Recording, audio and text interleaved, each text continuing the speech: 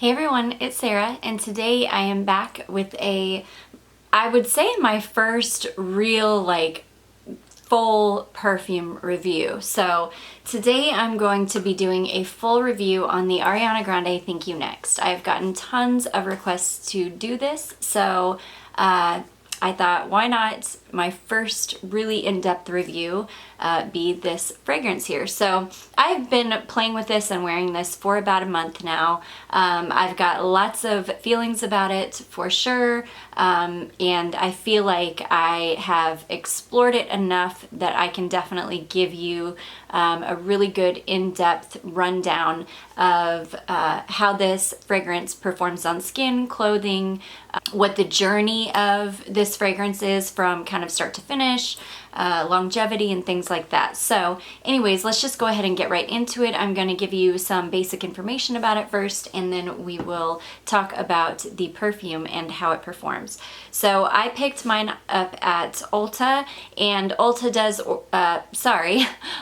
does offer 3 sizes of this fragrance. You can get the 1 ounce, which is what I have, for $42. You can get a 1.7 ounce for $52, or you can get the big 3.4 ounce, which is what my Cloud is in, for $62. So there's a $20 difference between the 1 ounce and the 3.4 ounce, which really, it just depends on how much you enjoy this fragrance, or how much of it that you want on hand. I of course went with the 3.4 ounce for the Cloud because that is my #1 celebrity fragrance of all time. It is my favorite. This one is, I love it, it's lovely, but I didn't feel like I needed more than 1 ounce of it. So this is more similar to Cloud than it is to any of its predecessors, in my opinion. This has a beautiful softness and kind of fuzzy feeling, warm coziness to it that is more similar to Cloud than her previous fragrances. I would say that her previous fragrances, Sweet Like Candy and Ari, and I think there's another one, Moonlight, sorry, I do have that one as well. To me, those fragrances are fruitier, they're more playful, they're sweeter. Not to say that this isn't a playful fragrance. I definitely would consider this a playful fragrance. Definitely more playful than I would say Cloud is. But I do think that it has a little bit more of sophistication than, say, Sweet Like Candy or Ari or the Moonlight fragrances do. This, let's talk about the notes. Let's just go ahead and talk about the notes real quick. So this has top notes of white pear and white raspberry, which give it this really beautiful, fruity opening, really nice, sweet, fresh, crisp, bright opening. It then starts to dry down to creme de coconut and pink rose petals, which are in the heart. And then the base is macaron sugar and velvet musk. I have worn this quite a bit, and I am wearing it today. And I will tell you, like I say, when you very first spray this, and I'll go ahead. Now this also, I'm getting ahead of myself. Before I tell you that, this does come out of the little heart. So if you do not enjoy this little heart holder, which a lot of people don't, I do. I love these little kitschy things. I love how it just kind of sits in there.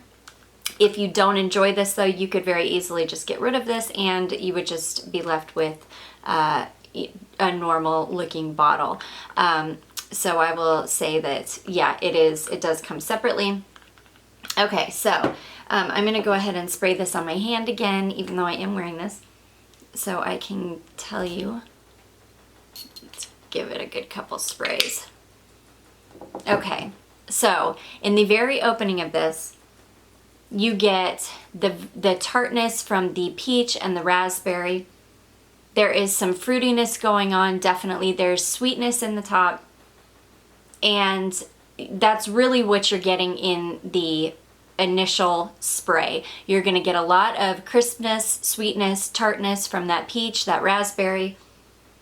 And then it very quickly, and I mean very quickly, within the first 30 seconds to a minute, starts drying down to a fruity coconut. So I would say the strongest note to my nose in this fragrance is going to be coconut. Now, It is a creamy, sweet, sugary coconut. It's not a suntan lotion coconut. It's not a watery coconut. It's not a fresh coconut. This is a dessert coconut. This smells like a coconut cream pie. It smells like a beautiful, sweet coconut dessert. Like I say, it's not fresh. It's not a bright coconut. This is a gourmand, sweet, rich, velvety, moussey, warm, fuzzy coconut. And then in the very background, you get just a sweet sugar note. And that's, I'm guessing, what they are calling the macaroon sugar. So the one thing I'm not getting a lot of in this is rose. And it says that it's got pink rose petals in the heart. And I just don't get a lot of rose. Others might smell the rose in it. I feel like the coconut is so overpowering in this though that I'm not getting any rose.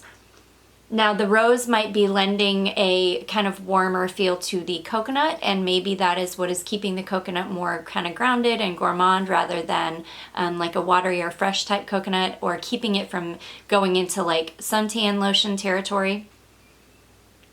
But to me, I'm really just getting a very sweet, gourmand, sugary coconut with some brightness in the top from the pear and the raspberry. It's really, really nice. This is a fun fragrance. It's a playful fragrance.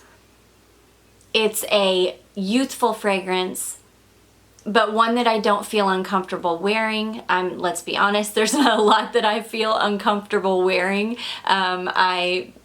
That's just me. I wear what I like, and if it smells too youthful, oh well, I'm gonna smell good either way. So, but this is beautiful, and I've got it in, it's in its deep dry down stage on the rest of my skin, as well as on my clothing. That's another thing on clothing. It performs much the same on my skin as it does on my clothing. There's not a lot of discrepancy between the notes or the fragrance or what I'm smelling between my clothing and my skin. So I don't know if that's just my skin chemistry. I'm not sure if it would be different on others, but to me this is quite a linear fragrance. It's not overly complex. There's not a lot going on here. It's not going to change drastically from when you first spray it on to the deep dry down. When you first spray it on, you're going to get kind of a blast of that bright, sweet, fruity peach and raspberry, which will quickly dry down to the warm kind of coconutty smell, and it's kind of like a fruity coconut smell.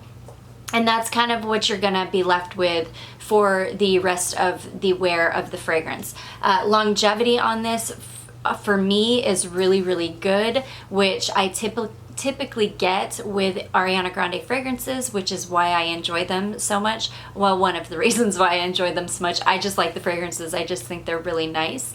But I also enjoy them because these are fragrances that I know I can spray on and go to work in, and it's not going to be completely worn off by the end of the day.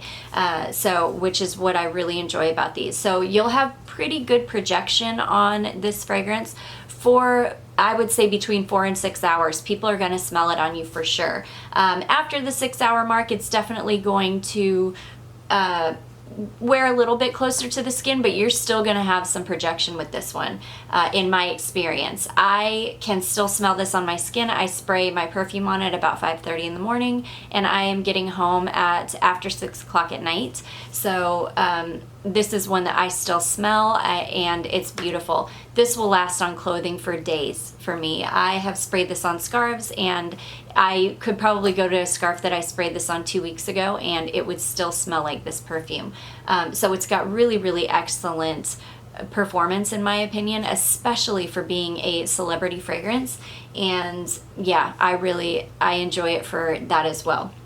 The price point on this I think is really good. I think for the quality and for just the fragrance itself is really nice, but for the quality and for the longevity and the wear that you can get out of a celebrity fragrance, I know that Ariana Grande is priced a little bit higher, or in some cases significantly higher than other celebrity fragrances, but I do feel like the quality and the wear time on these fragrances definitely, or the performance of these fragrances definitely warrants a kind of higher price point.